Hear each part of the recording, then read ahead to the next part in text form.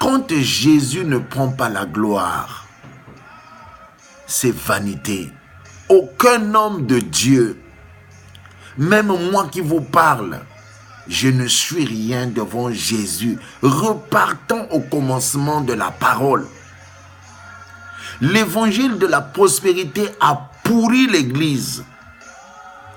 Nous n'avions pas le temps de la confession. Tu vas dans une église, les gens n'ont pas l'intercession pour demander pardon. Ils disent que non, nous sommes une église sainte. Il n'y a pas une église qui peut vous faire entrer dans le royaume de Dieu. Ça n'existe pas. C'est la foi en Jésus-Christ, le respect des préceptes de Dieu, des commandements de Dieu qui va vous lier à l'entrée de la parole de Dieu, à l'entrée du royaume de Dieu. N'est-ce pas, Jésus a dit, le chemin est étroit. Si le chemin du royaume de Dieu était facile à rentrer, tout le monde va rentrer. La Bible nous révèle beaucoup de gens iront à l'enfer, mais pourtant l'enfer n'était pas fait pour les hommes. L'enfer au commencement était fait pour le diable et ses démons qui ont déchu.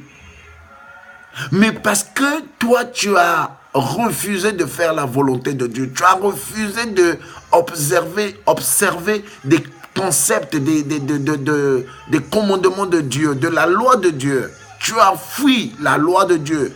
Tu veux le chemin large pour rentrer avec tes bagages, avec tes Mercedes, avec tes Ferrari, avec tes Land Rover, tes Range Rover, tes Cadillac. C'est bien. Mais si tu fais de ton Cadillac un petit Dieu, tu iras à l'enfer. Repentons-nous, repentez-vous. Les hommes charnels, tes calculs sans mondain. Jésus-Christ revient bientôt. Tu es ministre de Dieu, mais plein d'orgueil, rempli d'orgueil. Tu dis oui, tous ont péché, mais sont privés de la gloire de Dieu. Mais n'est-ce pas, Dieu a dit, car le salaire du péché c'est la mort, mais le don gratuit de Dieu c'est la vie éternelle. Si tu demeures dans le péché, comment tu vas hériter le royaume de Dieu? Si tu ne veux pas te repentir, comment tu vas hériter le royaume de Dieu? Yahvé, c'est impossible les amis. Ne nous trompons pas. Les gens vous trompent. Faut demander pardon de ce que tu fais. Faut chercher la face de Dieu en demandant pardon. L'évangile de la prospérité. Tu seras riche. Même si tu as un passeport américain, tu vas mourir. Même si tu as un passeport américain, tu vas mourir. Même si tu as un passeport australien, tu vas mourir. Ce passeport va dans le monde entier sans visa partout. Mais je vous dis quelque chose. Tant que tu n'es pas humble, tu vas mourir comme un chien sauvage. Tu vas mourir comme un chien sauvage. Les hommes riches, on a vu beaucoup des hommes riches. J'ai compris que c'est des gens qui n'ont pas la paix. Comme je suis à l'université, mon souhait c'est de sortir docteur en santé publique ou bien en recherche. C'est que j'ai compris, les amis, beaucoup de gens, ils ont le cancer. Des hommes riches. Et des hommes aussi chrétiens qui ont le cancer. Le cancer, c'est quoi? Ils appellent ça the disorder of cells, c'est-à-dire un désordre des cells dans le corps. Comment le cancer arrive? Le cancer arrive à beaucoup de gens, manque de sommeil, ils mangent du n'importe quoi, des fast-food, et surtout le stress. C'est l'une des méthodes qui causent le cancer aux gens. Les gens dorment, toi tu es dans la peur. Les gens dorment, toi tu es dans des soucis. Tu ne peux pas dormir comme un bébé. Tu es un homme de Dieu, ton cœur est fatigué dans des soucis. Tu es un enfant de Dieu, ton cœur est fatigué dans des soucis. Tu as des soucis en pêle-mêle, tu n'as pas la paix, tu ne dors pas bien. Tu as de l'argent avec toi, mais tu es obligé de prendre des pilules pour dormir. Tu es obligé de prendre des pilules pour te réveiller. Les gens dorment, toi tu es là les yeux ouverts. Comment je veux régler ce problème? Comment je veux faire ce problème? Oh Dieu! Mais toi tu oublies que tu es un enfant de Dieu, oh homme de Dieu. Dieu t'aime, Dieu t'a choisi, il va faire pour ta vie. Pourquoi tu as peur de la réussite? Mais si tu réussis, gloire à Jésus. Mais si tu ne réussis pas, gloire à Jésus. Qu'est-ce qui pourra te séparer de la gloire du Seigneur? Pourquoi tu te mets à ta propre place, de prendre la place de Dieu et croire que c'est toi-même qui as ton propre destin en main? On a vu des gens. Steve Jobs, un homme fort aux États-Unis, il a fait le Apple. Mais cet homme, il a fait des ordinateurs, les ordinateurs que vous voyez là, le Apple là. Hein?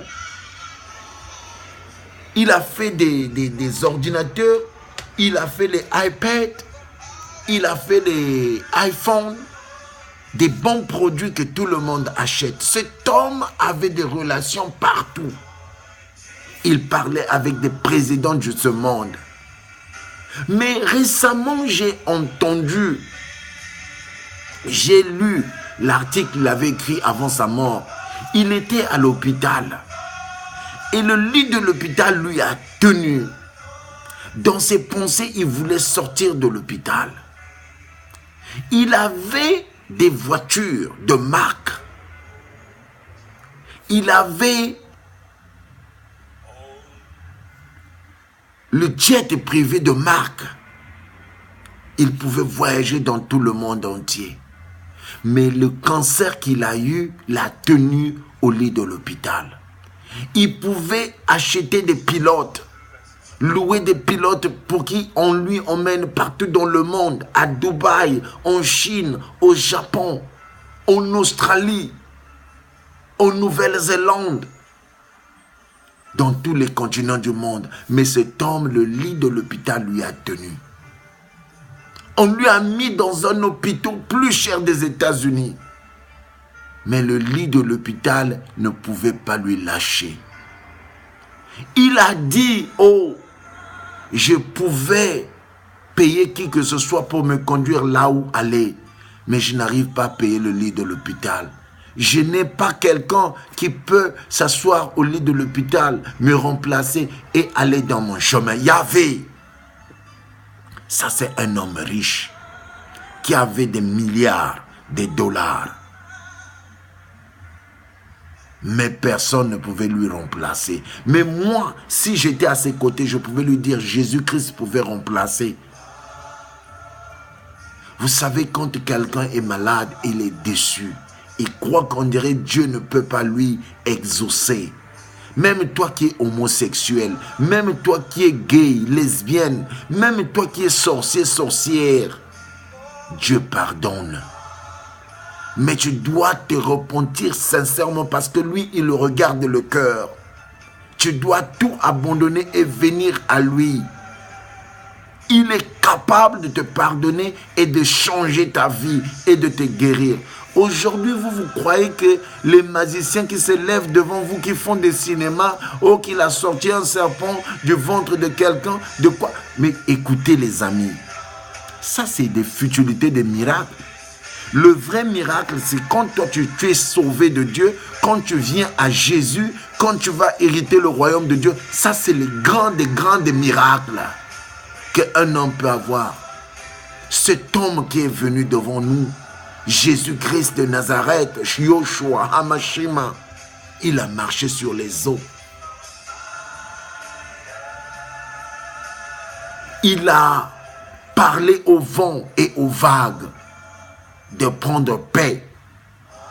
Et un des hommes était à côté, il a dit, what kind of man he is, even the waves and wind can obey him. L'homme a dit, quel genre d'homme qu'il est, même le vent et le vague peut l'obéir. Quand tu as Jésus, le vent, les vagues vont t'obéir. Parce que vous trouvez les gens qui font des cinémas extraordinaires. La Bible nous dit, voici les miracles qui accompagneront ceux qui auront cru au nom de Jésus. Ça, c'est à tout le monde qui donne ça. Voici les miracles qui accompagneront ceux qui auront cru au nom de Jésus.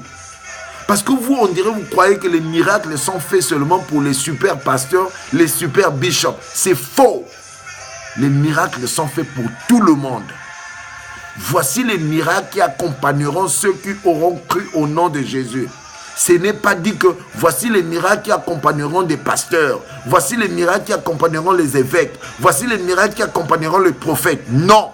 Il a dit voici les miracles qui accompagneront ceux, même les derniers des citoyens de votre pays. Voici les miracles qui accompagneront ceux qui auront cru au nom de Jésus. Il faut que tu croies en Jésus. Il faut que tu respectes les 10 commandements. Il faut que la foi soit en toi. Il faut que la crainte de Dieu soit en toi. C'est là les miracles vont t'accompagner. Vous savez, le diable, c'est un menteur. Tu ne peux pas à la fois impudique, idolâtre, magicien, tu es dans la franc-maçonnerie, dans la rose quoi, et que Jésus puisse travailler avec toi. C'est faux. Il ne s'associe jamais avec le ténèbre. Il y a une sœur, c'est une de mes filles dans le Seigneur. Elle était dans le monde des eaux. Elle était une sirène des eaux. Elle est allée même dans la mer Rouge avec le diable. Elle se déguisait en serpent. Mais Jésus est en train de faire grâce.